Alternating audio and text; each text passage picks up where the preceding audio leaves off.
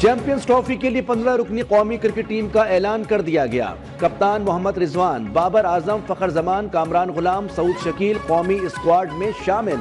طیب طاہر، فہیم اشرف، خوشدل شاہ، سلمان علی آغا بھی ٹیم کا حصہ ہوں گے۔ عثمان خان، ابرار احمد، حارث رؤوف، محمد حسنین، نسیم شاہ اور شاہین شاہ آفریدی بھی چیمپئنز ٹرافی میں جوہر دکھائیں گے۔ میگا ایونٹ 19 فروری سے 9 مارچ تک پاکستان میں منعقد ہوگا۔ قومی اسکواڈ چیمپئنز ٹرافی سے قبل کراچی اور لاہور میں ہونے والی سہ فریقی ون ڈے سیریز میں بھی حصہ لے گا، جس میں نیوزی لینڈ اور جنوبی افریقہ شامل ہیں۔ قذافی اسٹیڈیم کی تعمیر مقررہ وقت میں مکمل۔ وزیر اعظم شہباز شریف 7 فروری کو افتتاح کریں گے۔ 11 فروری کو کراچی نیشنل اسٹیڈیم کا افتتاح صدر مملکت آصف علی زرداری کریں گے۔ Chairman P C B Mohsin Naqvi کا اعلان، کہا بارڈر پار بڑے لوگ ہیں جو ایک ایک پتھر کو بھی یہاں پہ نوٹ کر رہے ہیں، مگر ان کو کوئی چیز نہیں ملے گی۔ چیمپئنز ٹرافی کی افتتاحی تقریب 16 فروری کو ہوگی۔ بھارت سمیت تمام کرکٹ بورڈز کو چیمپئنز ٹرافی میں آنے کی دعوت دی ہے۔ کچھ لوگ افتتاحی تقریب میں آئیں گے، کچھ سیمی فائنل اور کچھ فائنل پر آئیں گے۔ دوسری ہائی کورٹ سے جج نہ لایا جائے، نہ چیف جسٹس بنایا جائے۔ اسلام آباد ہائی کورٹ کے ججز نے چیف جسٹس آف پاکستان یحییٰ آفریدی کو خط لکھ دیا۔ اسلام آباد high court, Lahore high court اور سندھ ہائی کورٹ کے چیف جسٹس کو بھی خط ارسال۔ خط چیف جسٹس اسلام آباد ہائی کورٹ کے لیے دوسری ہائی کورٹ سے جج لانے کی اطلاعات پر لکھا گیا۔ خط جسٹس محسن اختر کیانی سمیت دیگر ججز نے لکھا، کہا اسلام آباد ہائی کورٹ سے ہی 3 سینئر ججز میں سے چیف جسٹس بنایا جائے۔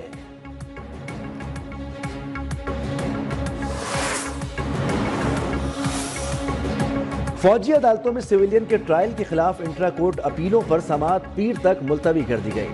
دوران سماعت جسٹس مسرت ہلالی نے کہا کہ گزشتہ روز ہمیں قائل کیا گیا کہ فوجی ٹرائل فیئر ٹرائل ہوتا ہے۔ سوال یہ ہے کہ سانحہ 9 مئی سانحہ پی ایف میں کیا فرق ہے؟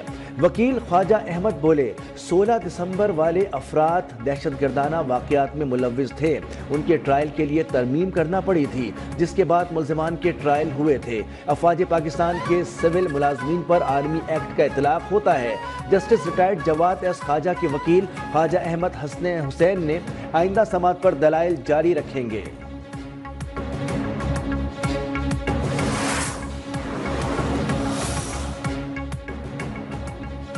10 مئی 2023 کے احتجاج کے مقدمے میں 10 پی ٹی آئی کارکنان کی سزا معطل۔ اسلام آباد ہائی کورٹ نے ضمانت منظور کر لی۔ 25,000 کے مچلکوں کے عوض رہائی کا حکم۔ مقدمہ بانی پی ٹی آئی کی گرفتاری کے بعد احتجاج کرنے پر درج کیا گیا۔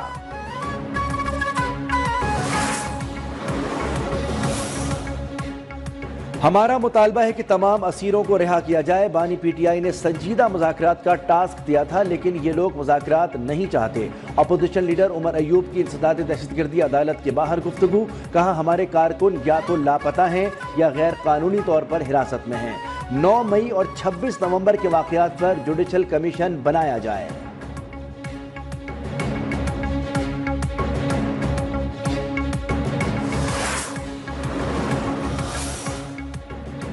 پی ٹی آئی کے بعد حکومت نے بھی مذاکراتی عمل ختم کر دیا۔ سینیٹر عرفان صدیقی کی غیر ملکی اخبار کو دیے گئے انٹرویو میں تصدیق، کہا مذاکرات میں اس وقت تک تعطل ہے اور نہ ہی کوئی بریک ڈاؤن ہے، یہ ختم ہو چکے ہیں۔ پی ٹی آئی کے چارٹر آف ڈیمانڈ میں بہت سے مطالبات ایسے تھے جن کی بنیاد پر اعتماد سازی ہو سکتی تھی، ان میں بہت سے مطالبات پر ہم نے غور کر لیا تھا۔ جوڈیشل کمیشن بنانے کے مطالبے پر بھی ریڈ کراس نہیں لگایا تھا۔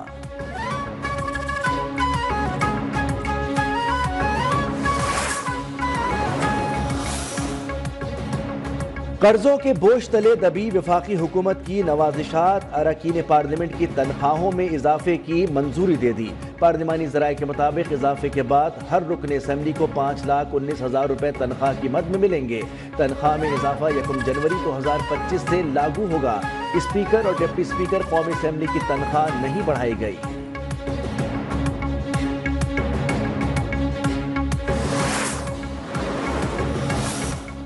لاہور ہائی کورٹ نے پی کا ترمیمی ایکٹ کل عدم قرار دینے کی درخواست سماعت کے لیے منظور کر دی۔ وفاقی حکومت سمیت دیگر فریقین کو نوٹس۔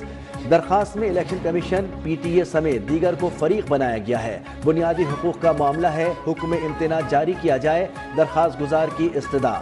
عدالت نے کہا جواب آتے ہی حکم امتناع کی استدعا پر فیصلہ کر دیں گے۔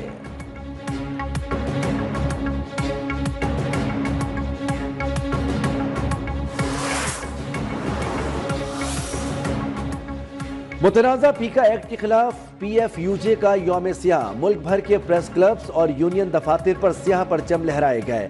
سرکاری اور غیر سرکاری تقریبات کی کوریج کے لیے صحافیوں کی سیاہ پٹیاں باندھ کر شرکت۔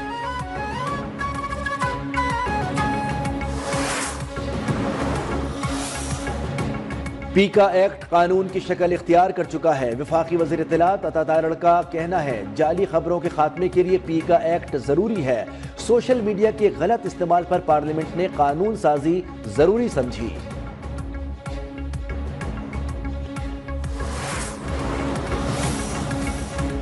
متنازع پی کا ایکٹ پر صحافیوں کی تجاویز لی جائیں، معقول تجاویز کو قبول کر کے ترمیم کے ذریعے حصہ بنایا جائے۔ سربراہ جے یو آئی مولانا فضل الرحمان کا مطالبہ۔ گجرانوالہ میں میڈیا سے گفتگو میں بولے جس روز اس حکومت کی حمایت ختم ہوئی یہ گر جائے گی۔ سیاسی کارکن ہوں اور مذاکرات کے ذریعے سیاسی حل پر یقین رکھتا ہوں۔ پی ٹی آئی نے حکومت کے ساتھ بات چیت سے قبل اپوزیشن کو اعتماد میں نہیں لیا۔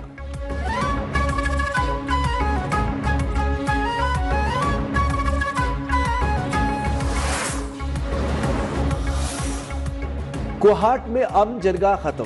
امن معاہدے پر عمل درآمد کا اعلان کر دیا گیا۔ مشیر اطلاعات کے پی بیرسٹر سیف کہتے ہیں معاہدے پر عمل درآمد کے لیے فریقین کی کمیٹیاں بنانے کا فیصلہ کیا گیا ہے۔ جرگے کی اگلی بیٹھک کا اعلان مشاورت کے بعد ہوگا۔ سوشل میڈیا کا نفرت پھیلانے میں بڑا کردار ہے۔ کرم امن معاہدے پر پورے ملک نے سکھ کا سانس لیا، لیکن شرپسندوں کو امن منظور نہیں۔ شرپسندوں کو سامنے لانا ہوگا۔ حکومت کرم میں مکمل امن چاہتی ہے۔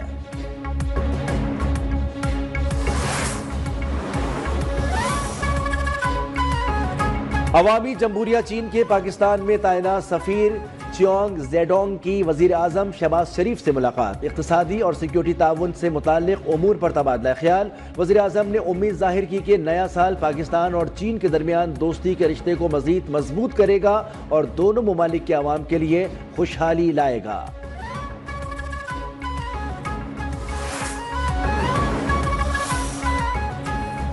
صدر آصف علی زرداری کا national arrow space science and technology park کا دورہ۔ پاک فضائیہ اور اس کے ہنرمند اہلکاروں کی تعریف کی۔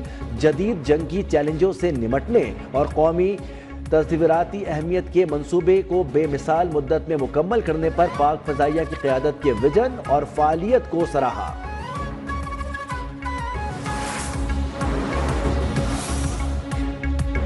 وزیر اعلیٰ پنجاب نے پاکستان کی پہلی مکمل ای وی بس سروس کا افتتاح کر دیا۔ مریم نواز نے الیکٹرک بس میں سواری کی تفصیلی معائنہ بھی کیا۔ الیکٹرک بس میں G P S location record, wifi, U P S port اور دیگر سہولیات موجود۔ الیکٹرک بس میں 30 نشستیں اور 80 مسافروں کی گنجائش ہوگی۔ الیکٹرک بس میں خصوصی افراد کے لیے ریمپ اور نشستیں مخصوص ہوں گی۔ مکمل الیکٹرک بس کے لیے 9 مخصوص چارجنگ اسٹیشنز قائم۔ پاکستان کی پہلی ای وی بس سندھ حکومت نے شروع کی۔ مسافروں کو کم قیمت میں سہولیات دے رہے ہیں۔ وزیر اطلاعات شرجیل میمن کا سندھ اسمبلی اجلاس میں اظہار خیال۔ کہا مزید ای وی بسیں خریدنے کا فیصلہ کیا ہے۔ لوگ اب ای وی بسیں خرید رہے ہیں۔ ہمارا فلیٹ ڈبل ہو جائے گا۔ پیٹرول ڈیزل کی قیمتوں میں اضافہ ہوا مگر کرائے نہیں بڑھائے۔ ایک مسافر پر 40 روپے سبسڈی دے رہے ہیں۔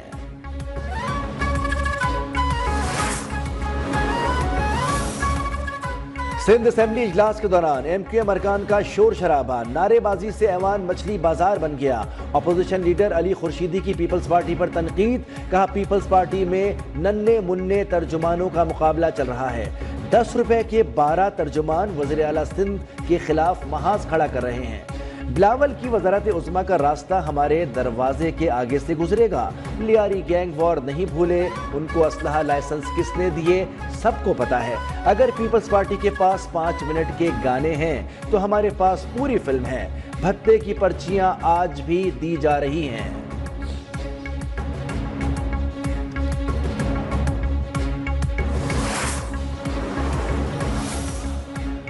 نامعلوم افراد سے شروع ہونے والی ایم کیو ایم کی سیاست نامعلوم ترجمان پر آ گئی۔ حکومت سندھ کی ترجمان سعدیہ جاوید کا ایم کیو ایم کے ترجمان کے بیان پر رد عمل۔ کہا دنیا میں سیاسی جماعتوں کے ترجمانوں کے نام ہوتے ہیں، مافیاز کے نہیں۔ بلاول بھٹو کے خلاف ہرزہ سرائی پر ہر جیالہ پیپلز پارٹی کا ترجمان بن کر بات کرے گا۔ ایم کیو ایم منہ چھپا کر بیٹھ گئی اور نامعلوم ترجمان کو آگے کر دیا۔ خالد مقبول کی سوچ قربانی کی کھالیں چھیننے سے مخالف جماعت کے جھنڈے اتارنے تک محدود ہے۔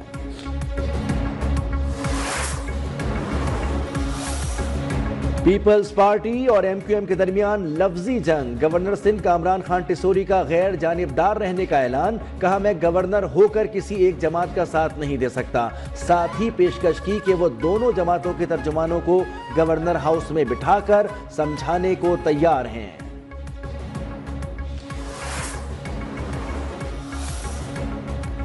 والدہ ایک شخص اور اس کے اہل خانہ سے ملنے پاکستان گئی تھی۔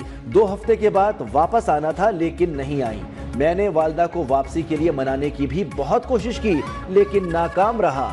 کراچی میں محبت کی تلاش میں آئی امریکی خاتون کے بیٹے کے انکشافات۔ جرمیا اینڈریو رابنسن نے ویڈیو بیان میں حقائق سے پردہ اٹھاتے ہوئے کہا کہ میرے بھائی اور میں نے ان کی واپسی کا ٹکٹ بھی کروایا تھا۔ والدہ ذہنی مریض ہیں، ان کی سوچنے سمجھنے کی صلاحیت متاثر ہے۔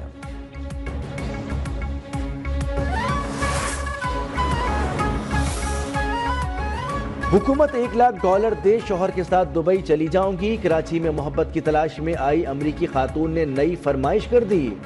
اونیجار رابنسن نے پاکستان کے مسائل پر بھی روشنی ڈال دی۔ بولی پاکستان کو نئی بسیں، نئی کاریں اور نئی کیب کی ضرورت ہے۔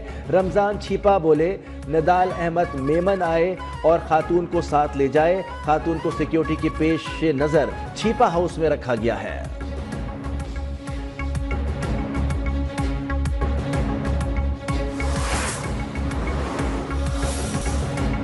ملک میں پیٹرولیم مصنوعات ایک بار پھر سے مہنگی ہونے کا خدشہ۔ 1 فروری سے پیٹرولیم مصنوعات کی قیمتوں میں $2 سے $6 فی لیٹر اضافے کا امکان۔ سمری اوگرا کو بھجوا دی گئی۔ منظوری وزیراعظم شہباز شریف دیں گے۔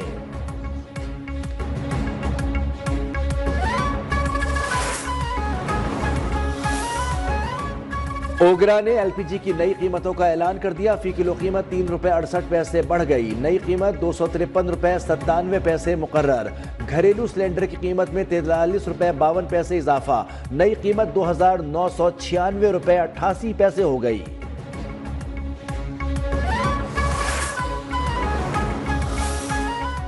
لاہور سے کراچی جانے والی ٹرین شالیمار ایکسپریس کو شاہدرہ پل پر حادثہ۔ ٹرین کی 3 بوگیاں پٹری سے اتر گئیں۔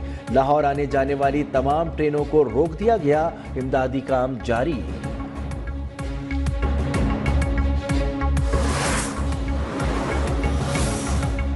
پنجاب حکومت نے موٹر سائیکل چلانے کی سپیڈ مقرر کر دی۔ صوبائی کابینہ سے منظوری کے بعد محکمہ ٹرانسپورٹ نے موٹر سائیکل کی حد رفتار 60 کلومیٹر فی گھنٹہ کرنے کا نوٹیفیکیشن جاری کر دیا۔ اس سے زیادہ رفتار پر قانونی کارروائی ہوگی۔ ملتان میں بزرگ شہری پر تشدد کرنے والے سابق ایس ایچ او کو گرفتار کر لیا گیا۔ گزشتہ روز S H O new Multan نے بزرگ شہری کو تشدد کا نشانہ بنایا تھا۔ وزیر اعلیٰ پنجاب مریم نواز کے نوٹس پر گرفتاری کا حکم دیا۔ سابق ایس ایچ او کے خلاف 2 مقدمات درج۔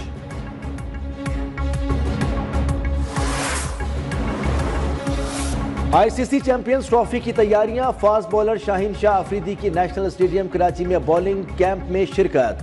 کیمپ میں لمبے اسپیل کیے۔ فاسٹ بولر نے ان سوئنگ اور تیز بولنگ کو ترجیح دی۔